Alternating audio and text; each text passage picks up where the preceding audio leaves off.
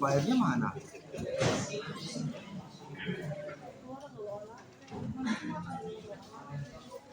Apa?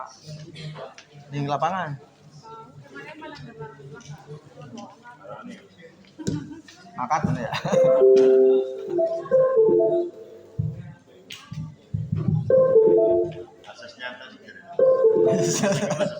Asas jatah. Assalamualaikum warahmatullahi wabarakatuh. Selamat sore. Terima kasih untuk Bapak Dewan Juri dan Ibu Dewan Juri serta teman-teman sekalian. Sebelumnya saya di sini akan memaparkan tentang alat kami yang berjudul alat penyiram bawang otomatis berkapasitas 3 PK.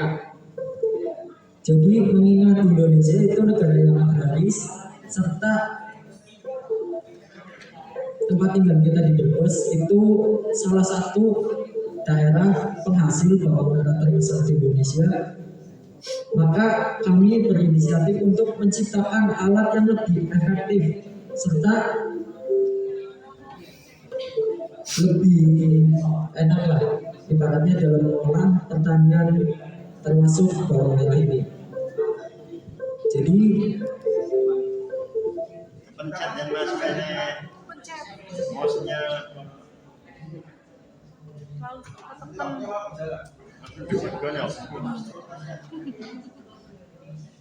gimana bisa memaparkan tentang alat penyiram bawang merah menggunakan pompa air 3 PK.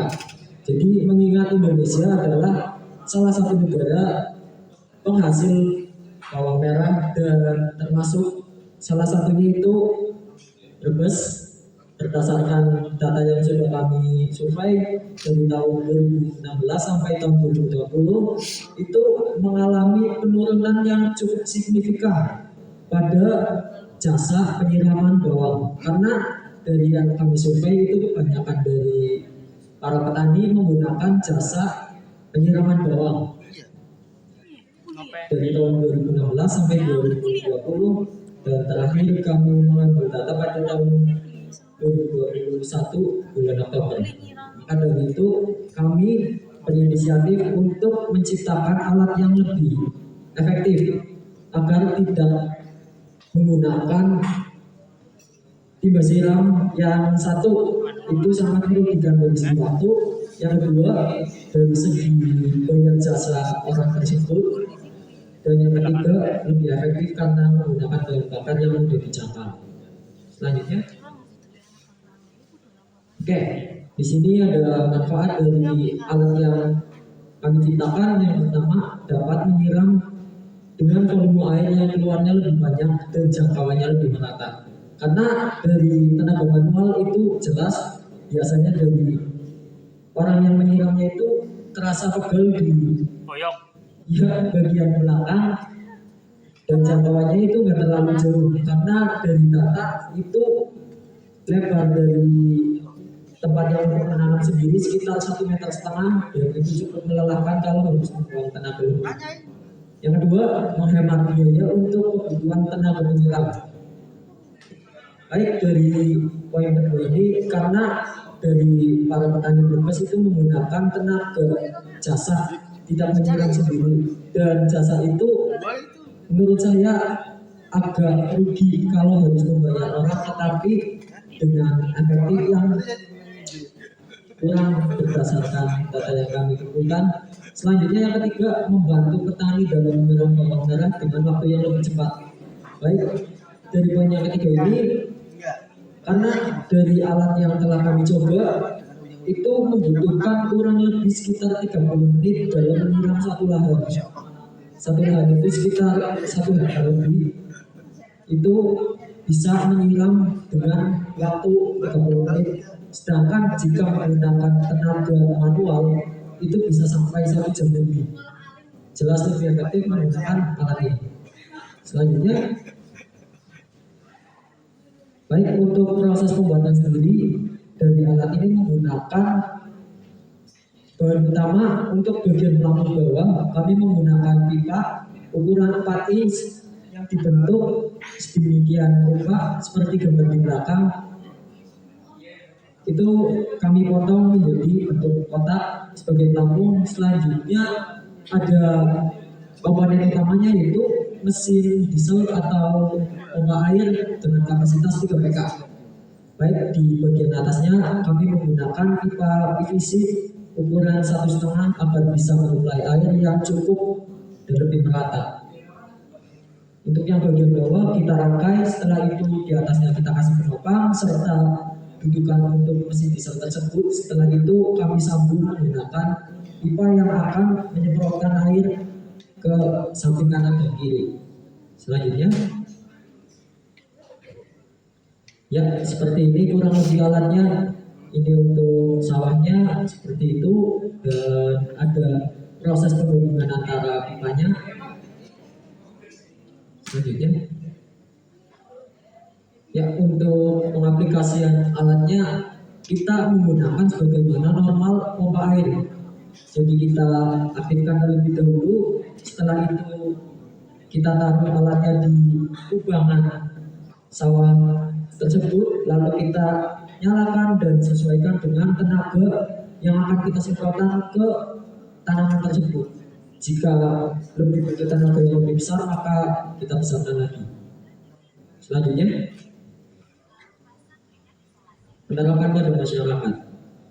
Penerapan sistem pertanian dengan menggunakan mesin ini akan lebih efektif dengan hasil yang lebih unggul 25 petak dalam waktu 30 menit, serta dengan menggunakan pompa air ini akan lebih ekonomis dibandingkan menggunakan mesin lainnya. Jadi sangat bermanfaat, tepat guna dan hemat biaya bagi para petani bawang untuk menggunakan alat penyiram bawang merah ini. Ya, untuk penerapan masyarakat, karena kami lebih memikirkan untuk dari segi biaya itu lebih gampang dijangkau, karena untuk harga pompa air sendiri masih bisa dijangkau untuk petani, nggak terlalu mahal juga, serta penggunaan alatnya lebih gampang dipahami dibanding alat-alat mungkin yang lainnya. Baik, sekian dari kami. Bila mana ada pertanyaan bisa ditanyakan.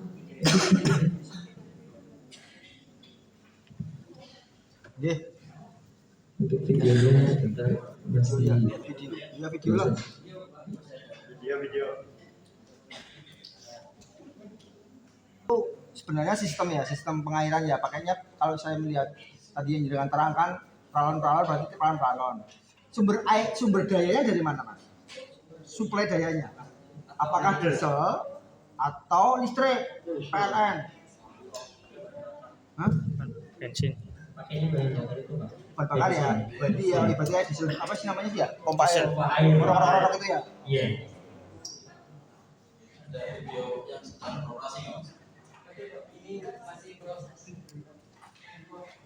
Hati-hati itu kalau rusak, barangkali rusak dari pacarnya.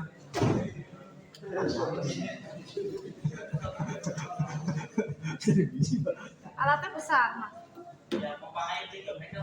Biasa ya, cuma sistemnya dibuat sini ya. Dibawa ke sini. Sawahnya yang dibawa ke sini. Sawah. Kalau dibawa ke sini tuh makin bagus. Praktek langsung. Sing diguyur. Soalnya sekarang kali nanti Ya masuk kita aja. kalau diaplikasikan. Hitungan dengan kita lagi di FS ya, hitungan FS, hitungan nilai ekonomisnya itu berapa kali panen bisa pulang itu, karena berdasarkan pengalaman beberapa petani nyari air lah, simpelnya aja nyari air ya itu menjadi akan menjadi lebih berat dengan diesel itu, dengan pompa air itu. Nilainya berapa? Nilai pengeluaran yang dikeluarkan per sekali panen bawang berapa sih? 60 hari. 2 bulan lah ya. Selama satu kali panen itu berapa ya bahan bakar, operator juga kan dihitung. Ya karena tadi pengganti orang nyiram ya. Kan otomatis kita harus membayar orang juga untuk operator itu. Berapa? Baik, untuk segi efektivitas, yang pertama dengan menggunakan alat ini biasanya dari para petani kalau nggak menggunakan alat ini itu itu membutuhkan banyak orang Pak. Satu biasanya untuk biaya sekali siram itu sekitar 70 sampai 85 ribu. Jika menggunakan 3 orang aja itu udah sekitar 240 ribu. Tetapi kalau menggunakan alat ini seharinya itu cukup menggunakan sekitar 1 sampai 2 literan bensin Pak. Jadi untuk segi efektif cuma membutuhkan 2 liter bensin ya. penggunakannya aja. 2 liter bensin itu sekitar mungkin Sekitar 15 ribu. 15.000 Iya, Pak. dikali Satu bulannya itu berarti 900 ribu. 6 bulan lah ya. Iya Pak, lebih 1 murah juta ya. karena dibanding Jadi kan kalau dengan menghitung instalasinya kan juga butuh modal. untuk airnya Pak. Bukan instalasi ya, beli gensetnya, genset, beli pompa airnya, pralonnya kan juga itu. Pertama efektifnya per minimal berapa luasan lahan, terus dan berapa kali masa panen, kan nggak mungkin 1 kali masa panen kan, Iya. nggak mungkin. Tempat saya ini untuk penyiramannya sekitar 8 petak Pak. Terus untuk alatnya ini sendiri kira-kira setelah kami merancang itu nggak terlalu mahal, sekitar 2,5 juta lah Pak. Untuk alat dari awal sampai jadi itu sekitar Pompa air yang pakai bensin itu berapa juta sih? kalau beli misalkan yang baru itu sekitaran 2.400.000. 2.400.000. Itu Bila kita backup merek Honda GX-nya. ya pralonnya, Permonya itu kurang lebih ya maksudnya kan panjang itu pralon. dia Pak. Jadi kita itu ngambil airnya itu dari langsung selokannya. Ya enggak untuk penyebarannya. Enggak, Videonya gunung sih. kan bapak air kan besar segini. Iya. Ada perahu. Ketika iki ono. Oh kayak perahu. Iya, ono. Iya. Oh iya, astagfirullah aku. Astagfirullah, salah aku. Jadi nanti yang Didorong. itu dari water Ya, ngerti, ngerti. selokan langsung membuka Ya. air ke perahu maksudnya Tangan bawah. Iya. Adaptif ya dengan itu berarti ya. Iya. Adaptif ya. Saya soalnya perahu rumah saya udah sering lihat yang surung-surung ya. Iya. Nanti pakai selak itu bisa juga ya. Baik, ini untuk videonya sudah disiapkan, silakan Mas. Jadi untuk sistemnya seperti ini Pak. Kita langsung menyedot air yang ada di bawah selokan untuk langsung disemprotkan ke tanamannya. Jadi untuk tenaganya sendiri cukup hanya untuk didorong aja Pak. Dari operatornya cukup mendorong ke arah yang mau kita semprot. Untuk airnya sendiri udah alatnya bisa sampai dibawa, dari Pak. sawah di selokannya. Jadi nggak perlu mengambil lalu disuplai, langsung udah ada di sawahnya. Alatnya mana Mas mau digawa? Alatnya karena tadi susah mau dibawa Pak, pakai motor dia. Enggak, pertanyaannya kan memang ini kalau kayak gini adaptif ya, jadi kan dari saya sering melihat di sawah. Kelebihannya dari yang pernah saya lihat apa ya Mas? Gini Pak, kalau yang saya pernah lihat dari desa saya itu kan mesti bisa PKPK air. Nah itu biar bisa mampu ada juga yang dimodifikasi, waterpump itu dimodifikasi Pak. Waterpumpnya itu kan berat banget, dimodifikasi biar lebih simpel. Cuma kan itu memakan biaya yang cukup mahal, sekitaran nyampe 300-500-an. Kalau yang saya buat ini itu real asli, gak ada modifikasi sama sekali. Jadi kan gak ada pengeluaran, kita cuma modal dari kita udah. Iya.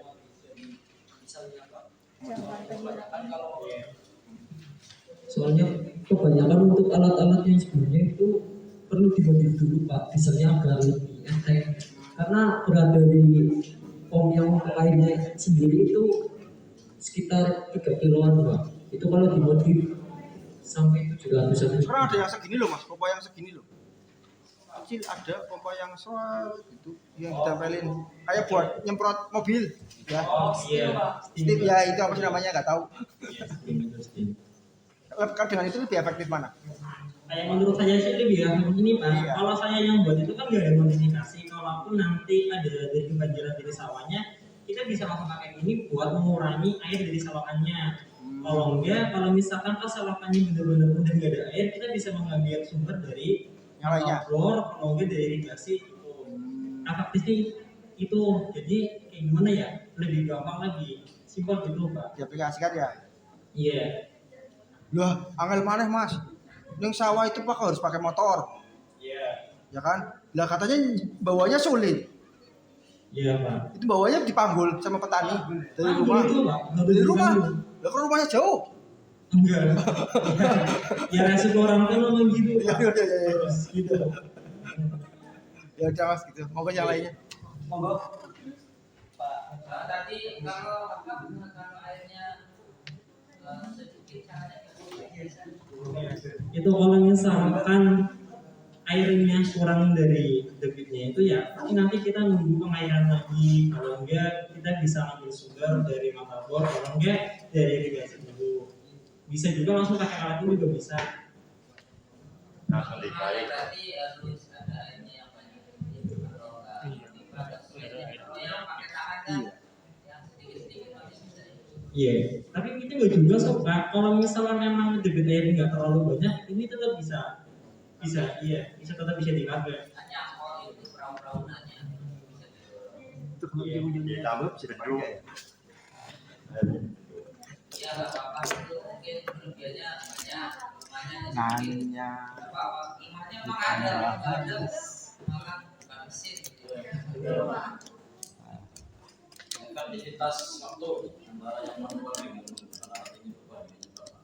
Kalau yang saya sendiri sebagai seorang petani, saya kan asli dari petani sendiri. Kalau saya menyiram dari satu katak itu, katakan dari orang desa itu satu kumpulan. Satu katak itu biasanya saya menyiram itu nyampe 30 menit Pak. Itu. Nah sedangkan kalau misalkan pakai alat ini kurang lebihnya cuma 15 menit sampai 10. Karena kita kan cuma dorong, udah air itu langsung keluar dari sela-sela. Satu petak itu bisa 20 menit. Iya, iya. Iklan, tingkat suara tak ada. Iya.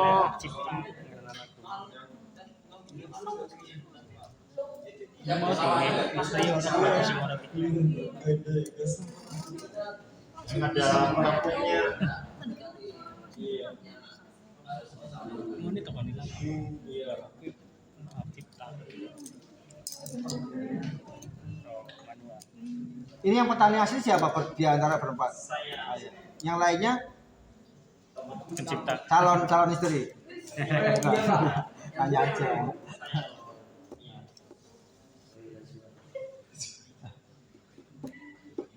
sebenarnya ini lebih efektif Pak daripada yang pakai manual. Saya sendiri punya beberapa orang nggak mau dari mereka yang mau menerusin dari seorang petani. Yang pertama kena ya, capek, Iya, benar. ya Komplain, Bro. itu dari ini ya kehilangan terus yang 20 lagi itu seluruh badan itu capek banget orang pertama kali mengaplikasi sebagai penyiram bawahnya manual itu capek banget orang pertama kali. Sekum fitness. Ini teman juga bawa. Sehat toh fitness. Iya, benar Pak. Tapi petani itu keren. Iya, benar Pak. Ya nggih, terus. Barangkali yang lainnya. Bisa dari mesin. Kita di mesin, gitu. Kita di mesin. Yang dari Ini suhunya. yang keluar itu bisa diarahin Pak, disesuaikan sama lahan yang mau disekat. Iya. Nanti tinggal diarahin aja, mau ngarah kemana, tinggal kita jalani dari belakang. Terus itu. Semprotannya itu berapa jauh?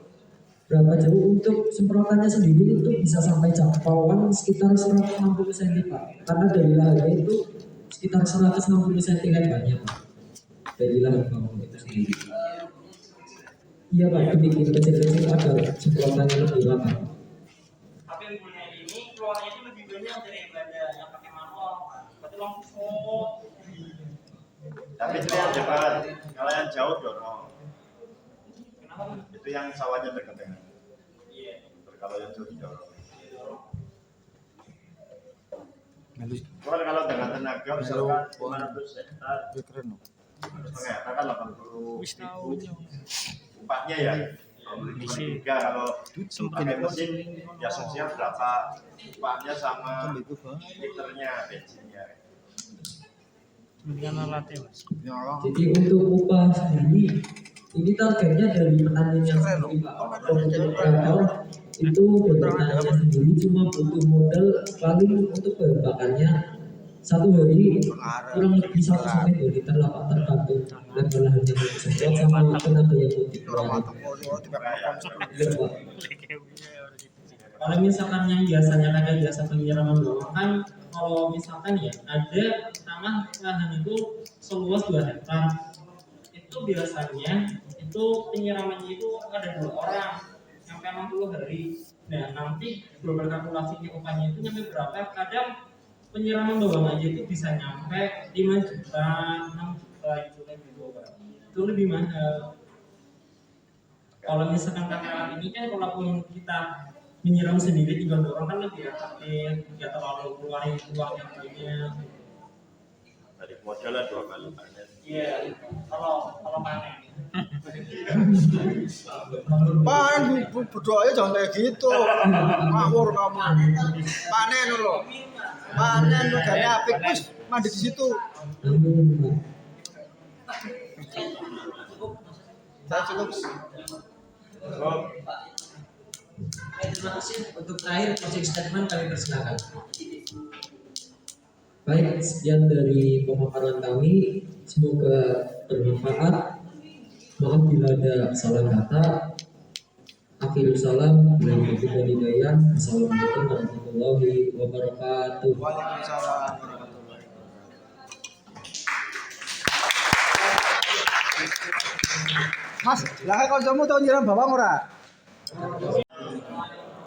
Selamat sore semuanya. Sore. Masih semangat ya? Semangat. Oke. Kami dari Oke.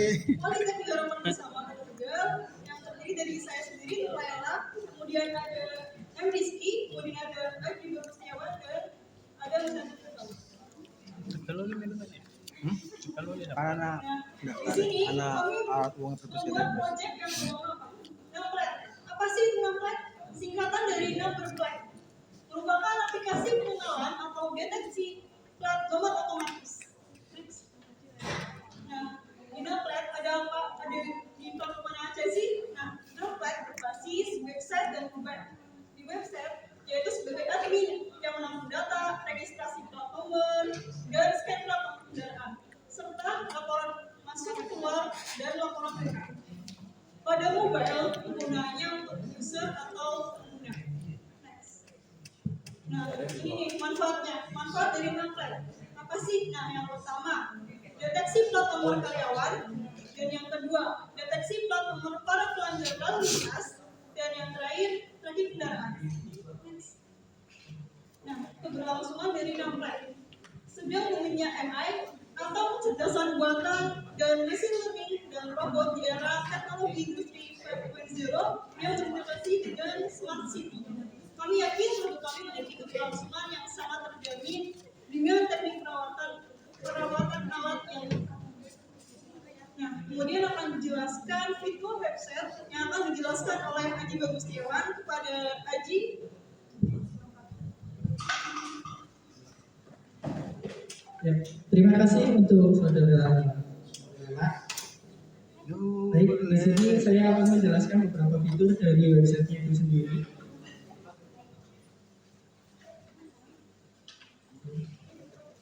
Cookies, Mbak. Cookies. Kita beli ada bukain. Iya. Nah, yang pertama di website tampilan awalnya seperti ini. Itu fitur yang utama itu login. Jadi kita untuk admin saja, tidak sembarang orang bisa masuk, dan ada register juga. Nah, untuk studi kasus dari Numplet sendiri ini, saya implementasikan di sebuah kampus di Kota Tegal, yaitu kampus kami sendiri, Politeknik Harapan Bersama. Selanjutnya kita masuk ke login. Di sini saat masuk ke dalam websitenya itu kan pertama ada dashboard. Fitur yang pertama itu dashboard, pengenalan pertama. Kemudian ada data.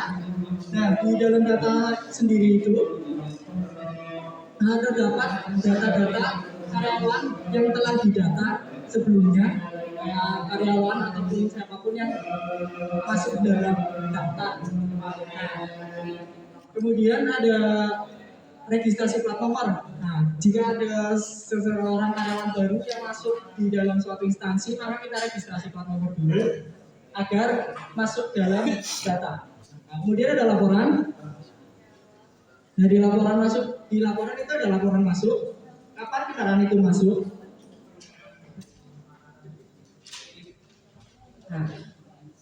Nah, di sini menampilkan informasi yang pertama nama pemilik kendaraan, nomor plat, waktu masuk.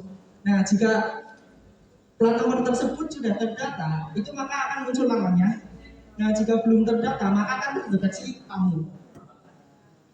Jadi kita bisa memantau pergerakan karyawan ataupun tamu yang keluar masuk sebuah instansi. Kemudian di laporan keluar juga sama. Dan yang terakhir ada rekap laporan. Nah, di sini terdiri dari nama, plat nomor, waktu masuk dan waktu keluar, dan juga statusnya itu sebagai tamu ataupun karyawan. Nah, kemudian juga ini yang fitur utamanya yaitu scan plat nomor, deteksi plat nomor secara real time. Nah, di sini kami menunjukkan dengan berbentuk video seperti ini scan-nya.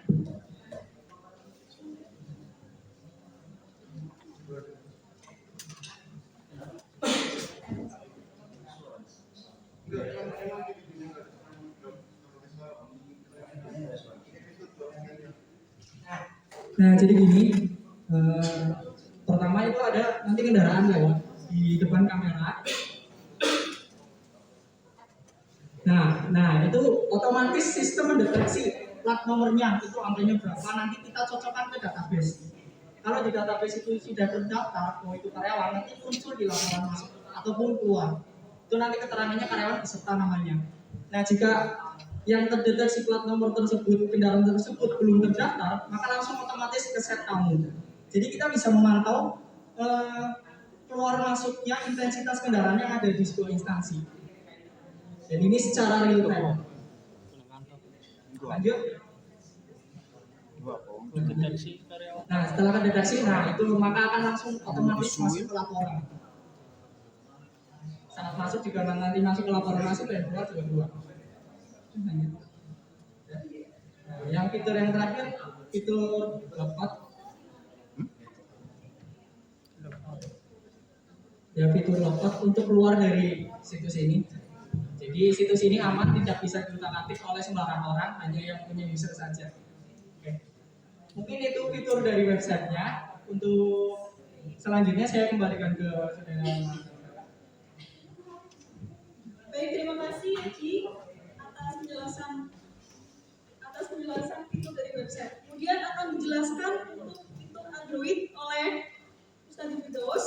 Pada Ustadz dipersilakan. Ini menunggu persiapan ya. Udah pada loyo nih ya. Pantun Mbak, pantun. Bisa dipantau oleh orang luar. Yang pertama ada pintu masuk.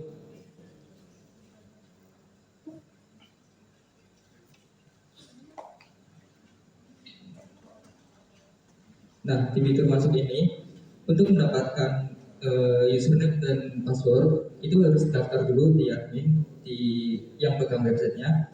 Kemudian si user langsung bisa masuk. Nah, di sini menampilkan nama dari user tersebut dan menampilkan plat nomor user tersebut. Kemudian di sini ada 3 fitur utama, yaitu fitur rekap keluar masuk, kemudian ada fitur butuh bantuan dan fitur logout. Yang pertama, fitur rekap keluar masuk. Nah, di sini akan mendeteksi plat nomor siapa saja yang masuk dan keluar di tanggal berapa. Jadi ini tuh datanya temporary, selama 1 hari nanti data ini akan bersih sendiri dan reset ke nol lagi. Jadi datanya nggak akan numpuk terlalu banyak. Kemudian yang kedua ada fitur butuh bantuan. Nah, di sini itu semacam kayak bot gitu. Jadi setiap ada pertanyaan tidak perlu ke admin. Kayak misalnya cara menggunakan aplikasi ini gimana? Ini bakalan 2 menit lagi. Baik, terima kasih Pak. Jadi kita contohkan ya. Selamat siang.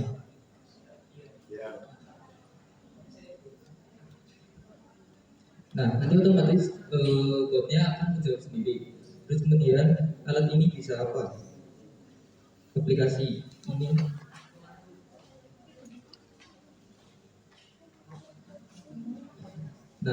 nanti akan dijelaskan sendiri oleh botnya. Oke, kemudian yang terakhir ada fitur logout untuk keluar akun dari aplikasi ini. Cukup sekian fitur yang ada di aplikasi Android-nya. Saya kembalikan ke Mbak Nur Laila. Terima kasih. Baik, terima kasih atas penjelasannya. Terima kasih. Mohon maaf jika ada kata yang salah. Ini sesi pertanyaannya. Terima kasih kepada Dewan Juri, kami persilakan. Ya, langsung terima kasih. Untuk yang pertama kapasitas berarti berapa? Kapasitas misalkan sepeda motor yang bisa dideteksi. Biasa kan ada maksimalnya, ada angka. Saya jadi jawab langsung ya Pak. Kapasitas itu maksimal 5, jadi 5 plat langsung. 5 Keseluruhan. Ya, dalam satu ya. selisih waktu berapa itu? Kalau itu langsung real time, jadi otomatis kamera itu selalu nyala. Jadi otomatis setiap ada kendaraan yang masuk otomatis ke scan otomatis. Kalau 5 itu berarti setelah 5 itu berarti apa? Oh udah, kalau 5 itu menurut misal dalam waktu bersamaan. Kebarengan. Jadi masalah kan kebetulan itu nggak ada gerbang untuk pagar untuk masuk. Jadi, Oh iya, jejer 5 gitu ya. Kalau semisal tiap hari dia bebas kan kapasitas itu kan terhadap kapasitas database. Kalau sendiri itu siapa aja bisa masuk. Dan tadi sistem penggunaannya apa? Deteksinya tadi menggunakan apa? Deteksi plat nomor otomatis. Iya. Menggunakan algoritma CNN, saya itu berdasarkan buatan Pak. Itu yang kami bikin sendiri. Ya, jadi kalau misalkan gambarnya ketangkep, maka gambar itu dideteksi menggunakan di algoritma tadi. Iya. Sehingga angkanya bisa membaca gitu. Iya. Berarti algoritmanya hanya membaca yang ukuran sekian sama sekian aja. Enggak, itu algoritmanya itu membaca. Yang pertama itu kita mendeteksi platnya dulu. Iya. Dalam satu frame itu mana sih yang bagian plat? Iya. Setelah platnya terdeteksi, baru kita deteksi angkanya. Angka dan dulu mengambil di dalam plat. Seperti itu Pak. Akurasinya berapa persen? Karena setelah itu kan tidak sama seperti uang lah ya. Akurasinya kan kalau uang baru uang besok sekali kan nggak bisa masuk gitu ya. Iya benar. Ya kita kalau ATM kan betul. Iya. Yang ini kan nggak bisa. Nah ini akurasinya bagaimana? Plat-plat yang standar, bunyinya standar atau bisa juga yang bunyinya nggak standar miring misalnya. Ya. Nah, maka dari itu kami melakukan maintenance karena yang namanya Ada yang motor mikir gitu. otomatis itu nggak selalu benar. Maka itu kita harus tambah dataset Maksudnya atau kita perbaiki algoritmanya untuk mendapatkan hasil yang lebih baik Pak. Berarti standar yang digunakan memang dari polisi atau plat Iya, yang ada. iya. Berarti kalau ada tambahan misalkan plat variasi maka dia harus ditambah sendiri atau gimana? Ditambah sendiri Pak datasetnya. Jadi otomatis mengupdate sendiri. Berarti pertama kalinya itu berarti parkirnya kalau misalkan tidak terdetek berarti harus dihentikan dulu kendaraannya. Ini berarti harus dimulai dari awal atau gimana?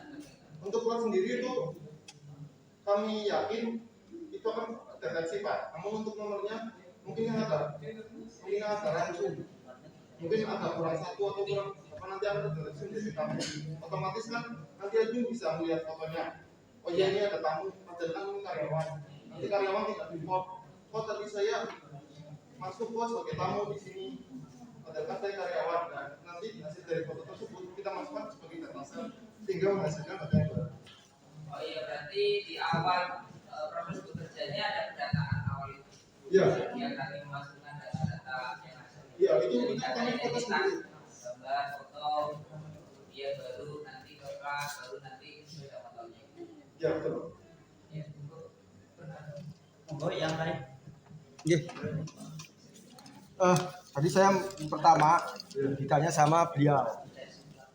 Ini sebenarnya fungsi realnya untuk apa? Kalau bayangan saya kok mirip dengan alat parkir ya, apa tiketing parkir ya? Ya, tapi ini tracking. Trackingnya di Tracking buat laporan. absensi. Iya, oh iya. Tapi kan intinya metodologinya kan hampir sama.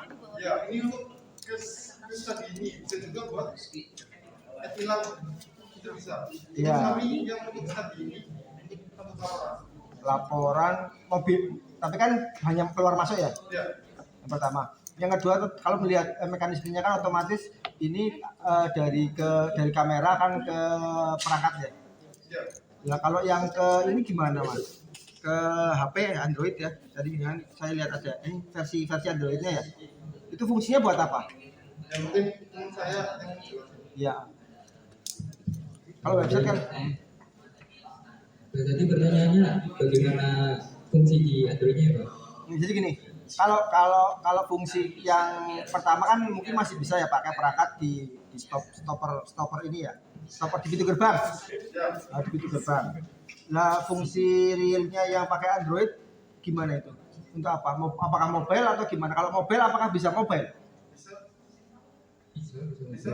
Berarti terhubung lewat API. oh.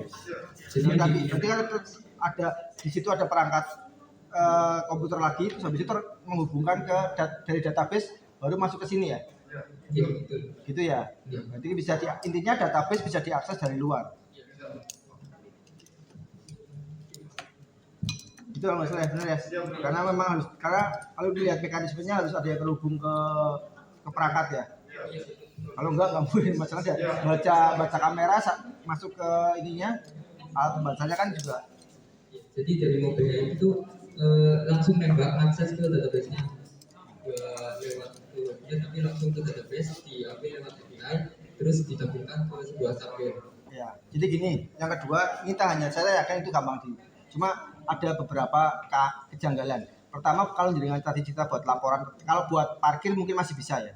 Tapi kalau buat laporan itu periodiknya nggak ada laporan yang per hari. Laporan itu kalau nggak per minggu, per bulan. Kalau per hari manajernya kemana mas? Ya, ya pulang malam itu mesti pulang malam tiap. Makanya mungkin kalau data itu dihapus per hari, jangan tadi sampaikan ya. Data itu dihapus per hari. Kalau per hari berarti kemungkinan itu bukan buat laporan sih. Saya melihatnya seperti itu sih. Tapi memang kan hanya tinggal menggantikannya aja. Tapi yang monggo dijelaskan kenapa mesti data dihapus per hari. 2 menit lagi. Untuk laporan yang masuk itu per hari sebenarnya itu hanya cuma di web, itu cuma tampilan saja. Rekap laporan per bulan, per hari, per minggu itu ada di website. Di admin yang pegang itu. Berarti kan di database masih ada. Masih. Kalau jangan tadi kan langsung terhapus, tapi kan di database langsung terhapus. Lah, buat apa? Cuma tampilan saja. Tapi kan isinya nyimpen. Yang nyimpen itu Di kuarinya kan masih ada berarti kan? ada, ya, masih ada kesempatan masih. Ada pertanyaan. Govi katanya mau nanya. Ada kecepatan berapa mas? kecepatan sih 40 juga Masih ada. dia Dari jeglugan loh mas. Dari jeglugan ya. Iya.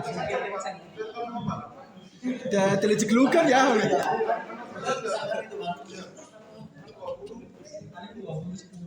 Berarti fungsinya gue laporan. Berarti ini itu buat laporan absensi gitu ya. ya Jadi kalau orangnya beda pakai helm juga bisa ya. Enggak. Saya balik lagi punya motornya lagi. Saya jadi joki motor. Iya. Iya. Ini motor ini tak pakai semua nih. Lagi dapat uang. Iya.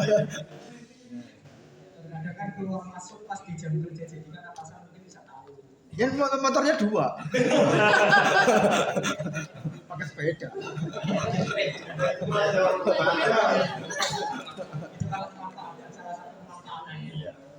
Ya asisten buat keluar masuk motor. Joki motor. Joki motor. Masih ada pertanyaan lain? Ini kalau ada yang menggunakan aplikasi ini berapa?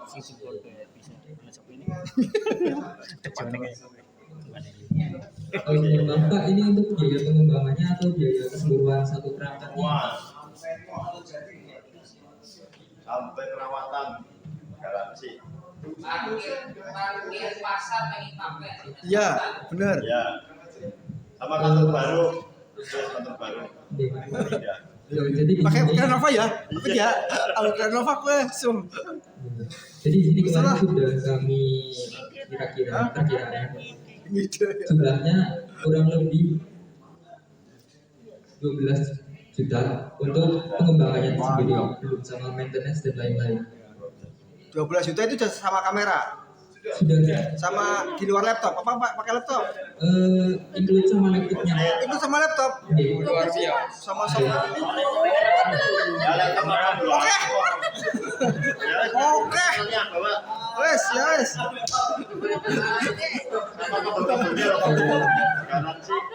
Bulan lo, ini direkam lo 12 juta lo. Ini baru pengembangan belum sama maintenance dan lain-lain. Oh gampang maintenance, gampang seperti pasang di sit. Maintenance sejuta ya setahun. Untuk di sini laptop spesifikasinya RAM 8, SSD 256 GB, Intel Core generasi 9. SSD. Iya, ya pokoknya cukup lah. Iya cukup wis 12 ya. Maintenance 1 juta. Enggak. Maintenance kamera kan palingan. Maintenance itunya Pak, modelnya kan yang kalau mau kedeteksi kan Upgrade sistem. tes.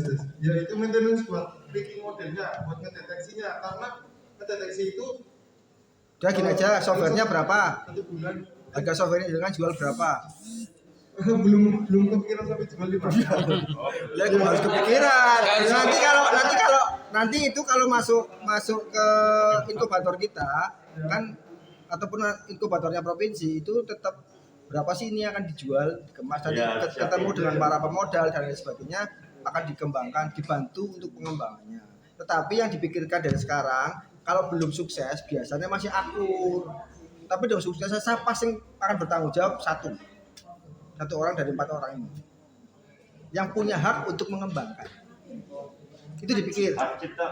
Karena nanti di inkubator itu akan ditanya itu. Baru 1 orang. Iya. Kita itu satu tim. Iya. Oh, bisa. Harus bisa. Puasa. Iya. Ini dipikirkan lagi nanti dipikirkan lagi. Nah, dipikir mau kan lu mesti toko. Tapi itu pasti akan ditanyakan. Itu yang nanya bukan saya nanti Mas. Yang nanya bukan saya, yang nanya provinsi. Misalkan ini dimasuk memang diperkirakan bisa masuk inkubatornya provinsi. Menang atau nggak menang itu bisa masuk. Jangan salah. Saya nggak cerita menang harus masuk, enggak juga. Pemenang pun kadang-kadang belum tentu bisa masuk inkubator. Karena ini prospek bisnisnya seperti apa, demand-nya seperti apa. Jadi memang dipikir seperti itu. Karena nanti ketika yang dikhawatirkan adalah ketika ini mau pengembangan lebih besar, terus mbaknya ini nikah dengan orang Papua, masnya ini kerja di Padang, dengan di Bali. Terus aku sih dihubungi siapa? Kan otomatis ketika penandatangan kontrak harus tanda tangan bersama.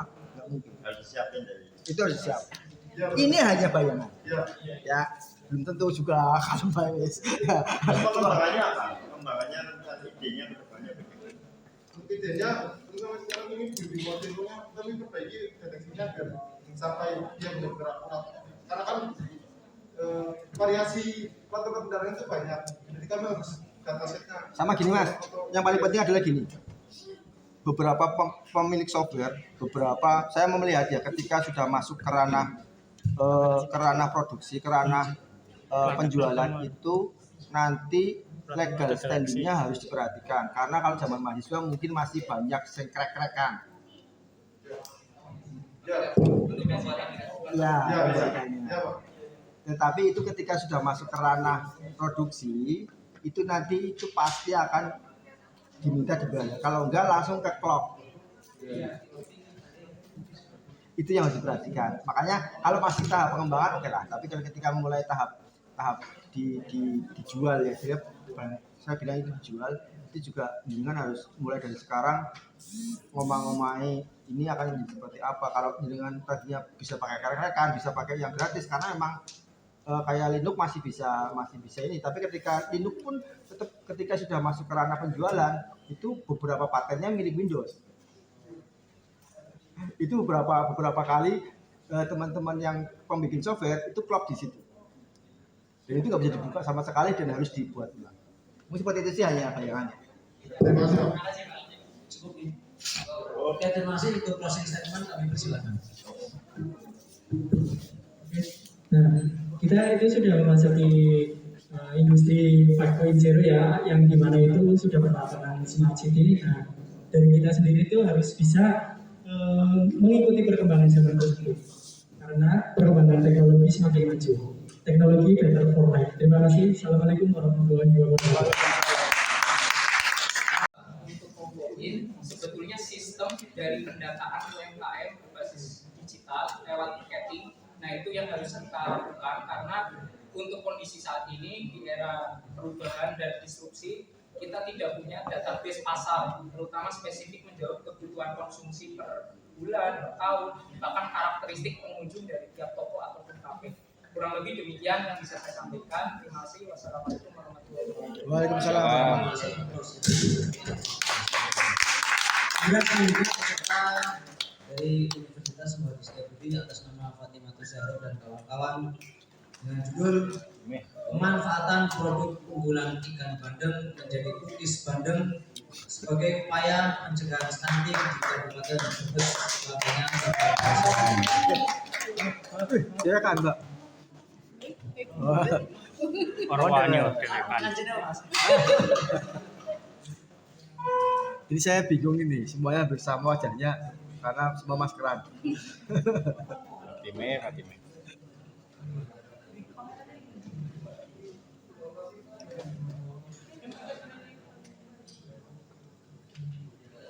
Itu Lagi kau. apa-apa. Panitia kan bebas. Wah,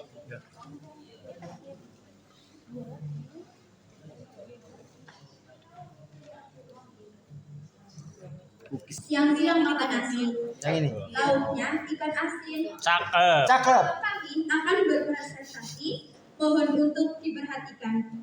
Assalamualaikum warahmatullahi Sengaja biar diperhatikan.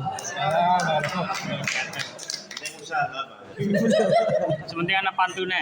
Kami dari Universitas Muhammad Setiabudi akan memaparkan hasil penelitian inovasi produk kami yang berjudul pemanfaatan produk unggulan ikan bandeng menjadi cookies bandeng sebagai upaya pencegahan stunting di Kabupaten Brebes. Yang pertama yaitu latar belakang, di mana ada beberapa masalah yang terjadi di Kabupaten Brebes, terutama yaitu banyaknya ikan bandeng dengan jumlah tambang sekitar 9.970,5 hektar. Kemudian banyaknya ikan bandeng akan tetapi belum adanya inovasi.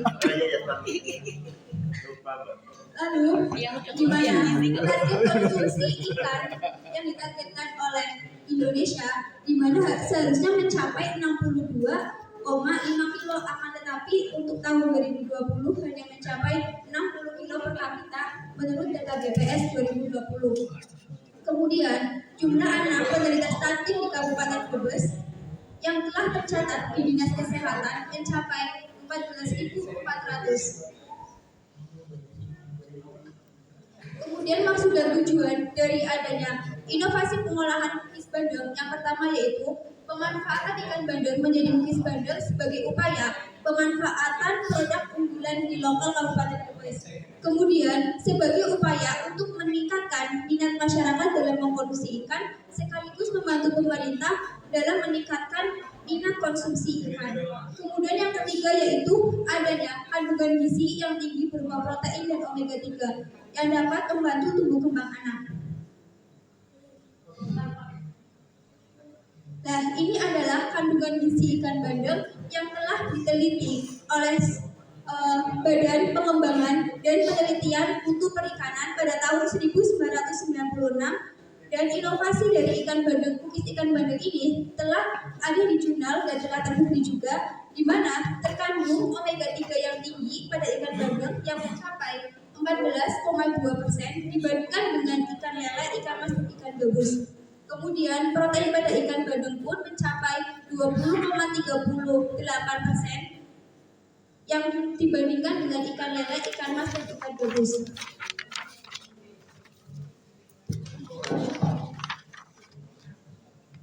Produk inovasi manfaat dari cookies ikan bandeng yaitu meningkatkan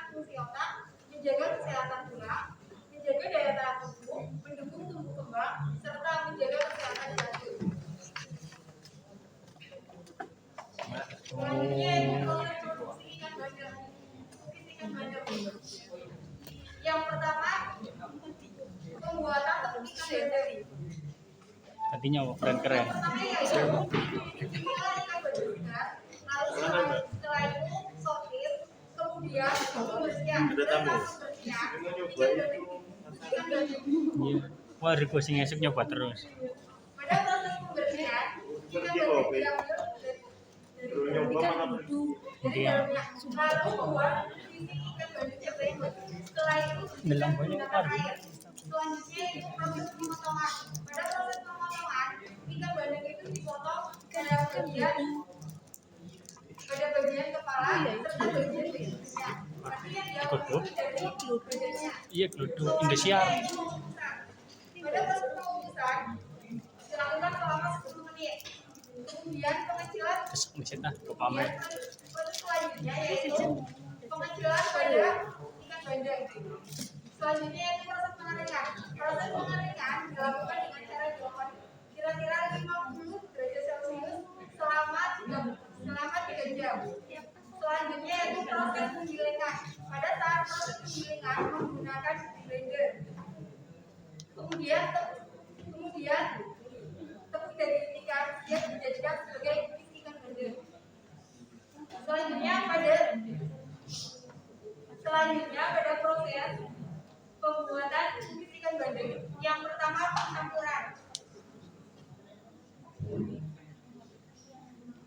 Yang kedua pengadikan, yang ketiga pencetakan, yang keempat pengopenan, dan yang kelima pengemasan. Selanjutnya adalah penerapan pada masyarakat. Cookies ikan bandeng itu dapat bermanfaat pada pemanfaatan keunggulan produk lokal. Seperti yang kita ketahui bahwa ikan bandeng itu merupakan keunggulan berbas yang dimana terdapat banyak di pantai utara berbas. Kemudian kemudahan dalam mengkonsumsi ikan. Seperti yang dijelaskan pada awalnya, bahwa konsumsi ikan di Jawa Tengah itu sangat menurun. Jadi kita bisa mengkonsumsi ikan tanpa harus secara langsung. Yang ketiga adalah cookies ikan bandeng itu memiliki cemilan yang sehat karena tinggi protein dan omega 3. Kemudian dari manfaat itu kita bisa digunakan sebagai pencegahan stunting. Kemudian pada penerapan di dunia industri, kita dapat jika bisnis ini dapat berkembang, maka kita dapat menciptakan lapangan pekerjaan, dan kemudian jika lapangan pekerjaan ini ada, maka kreativitas masyarakat itu dapat meningkat.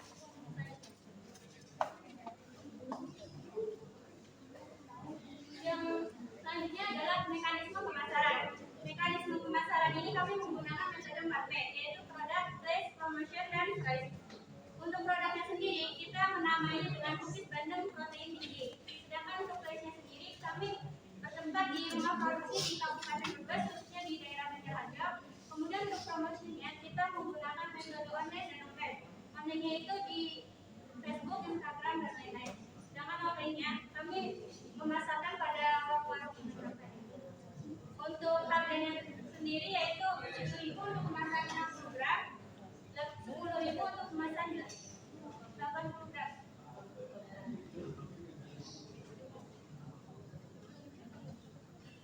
Selanjutnya adalah untuk customer segment. Customer segment cookies ikan bandeng yaitu anak-anak. Anak-anak ini usianya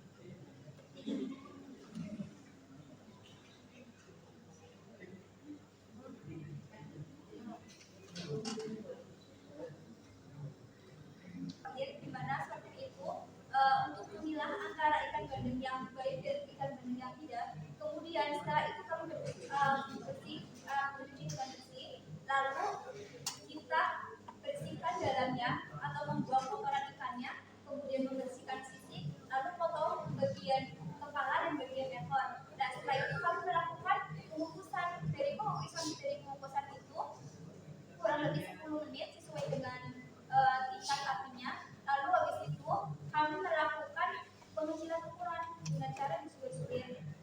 Lalu setelah itu kami mengoper ikan bandeng tersebut agar kering karena akan dijadikan sebagai tepung. Nah setelah itu kami haluskan. Setelah kami haluskan kami ayak. Dan setelah itu kita buat kukis bandeng. Nah dan buat kukis bandeng itu sama dengan kukis lainnya, akan tetapi ada penambahan ikan bandeng.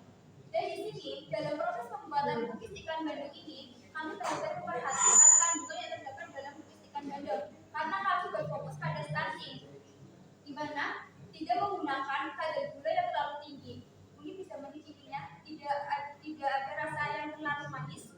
Nah, terus kami berinovasi membuat kukis ikan bandeng ini karena kami mendapati data bahwa Kabupaten Brebes masuk ke dalam kategori kasus stunting tertinggi di Jawa Tengah. Oleh karena itu kami berinovasi membuat kukis ikan bandeng sesuai dengan penelitian berlaku, akan tetapi belum ada realisasi secara besar. Terima kasih. Oke, terima kasih kepada Dewan Juri. Kami persilakan untuk mengajukan pertanyaan.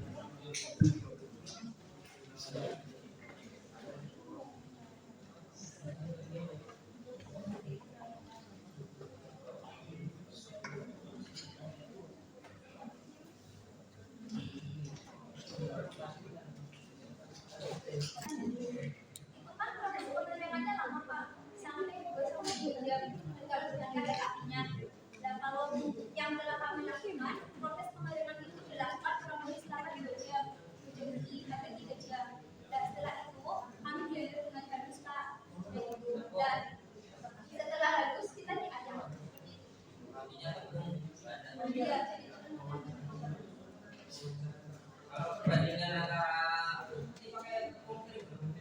itu pakai tepung ada yang apa yang Ya tepung terigu dengan ini bandengnya berapa gram? Berapa gram?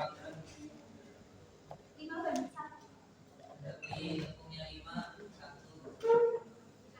bandengnya.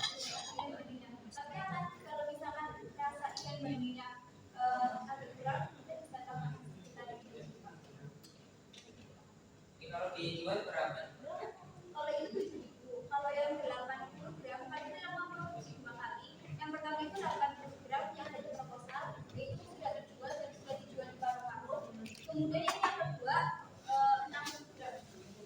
Kalau dari uji rasa teman-teman gimana? Melakukan uji rasa nih? Berapa orang? Kalau kita dirasa dari teman-teman di sini juga melakukan uji Ini rasa. berapa orang? Ada 10 orang Pak, ada 10 orang. 10 orang. Terus bilangnya apa enak? Kalau yang pertama produksi 80 gram itu ikan baginya itu lebih terasa banget amis karena kita terlalu banyak ikan bagian sehingga bandingannya kurang pas. Lalu uji coba pertama itu kita juga melakukan 2 produksi, yaitu ada yang rasa coklat. Akan tetapi karena ikan baginya terlalu banyak, akhirnya kita amis itu lebih terasa di coklat. Dan sedangkan di pembuatan kedua ini lebih baik daripada coklat yang pertama. Nah, tetapi di yang pembuatan pertama kita lakukan Terus ini yang jual berapa gram? Nah, kalau yang 60 gram ini kita jual Pak, karena kita mau sedikit dan kami 2 menit lagi. Ya cukup. Barangkali yang lain. Monggo Pak, ayo Pak. Ya, terima kasih.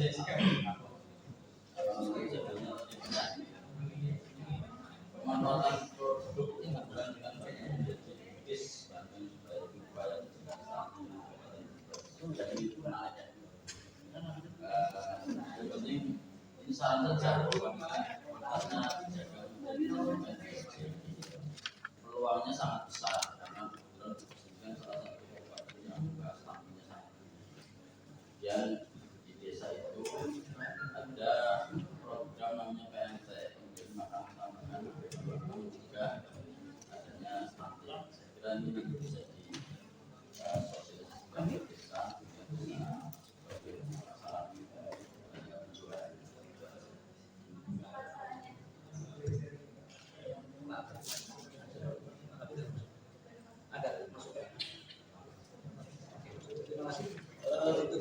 Bisa Dimas kami persilakan.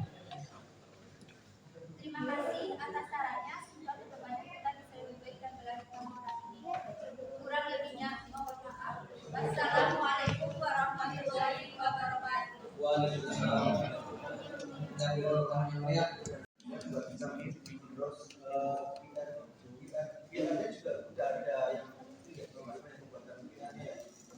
Pilihan yang mampu membuat sistem bahwa ini dilakukan.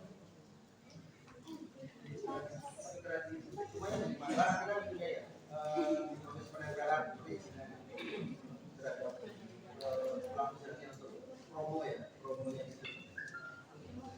Kalau kayak itu berarti kan masih lokal ya? Ini lokal atau mau seperti apa?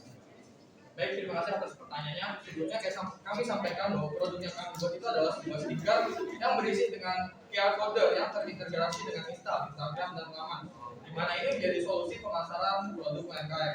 Nah, kami di sini hanya sebagai perantara antara pemilik usaha untuk memajukan usahanya melalui media promosi. Di mana pengusaha tersebut tentu saja memiliki sebuah anggaran yang diperuntukkan untuk media promosi. Maka dengan produk ini atau membuat stiker tersebut, kita dapat memotong anggaran dana bagi media promosinya sehingga dana tersebut dapat dialokasikan ke anggaran lainnya. Nah, untuk produk ini itu kita buat sedemikian rupa dan bekerjasama dengan suatu badan usaha. Itu kita kerjasama, kita membuat kesepakatan bahwa ini adalah menunjang promosi mereka dalam hal pemasaran produk.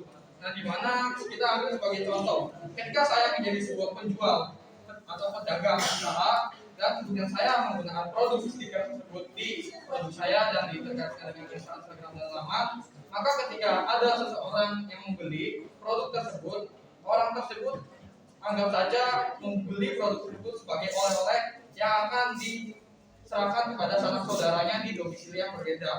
Nah, ketika produk tersebut sampai di sanak saudara yang berdomisili yang berbeda, maka sanak saudara tersebut karena yang namanya oleh-oleh pasti dicicipi. Dan ketika orang yang mencicipi tersebut merasakan enaknya dari produk tersebut, seperti biasa kita pasti akan melihat atau menganalisa ini produk apa dan dibuatnya di mana, bagaimana produknya. Nah, karena dengan ditempelkan stiker kode itu akan menarik perhatian kita karena bentuknya yang seperti kode ini akan membuat kita penasaran ada apa di dalam kode tersebut, sehingga ketika kita men-scan itu akan langsung mengarahkan pada alamat URL baik melalui akun Instagramnya maupun laman pedagangnya, sehingga dalam kasus ini itu merupakan sebuah bentuk promosi secara langsung di mana nanti produk UMKM Brebes itu akan terkenal di seluruh penjuru dengan mudah dan mengakses pada stiker tersebut. 2 menit lagi.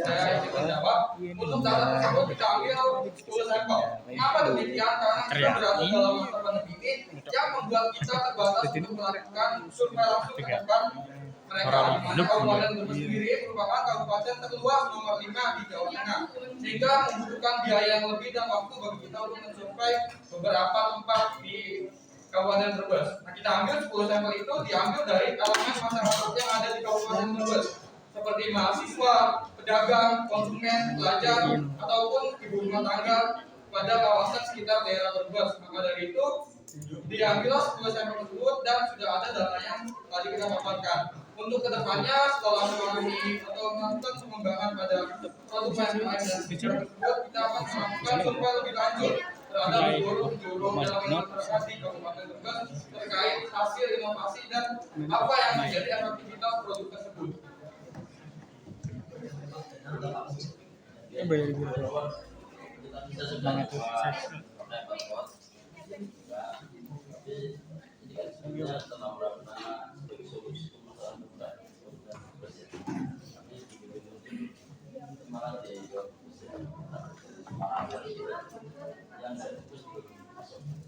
Untuk produk tersebut kita sudah cantumkan di kode QR tersebut, yaitu produk dari Twin Floris yang di penjualannya di Desa Pakijangan Bulakamba.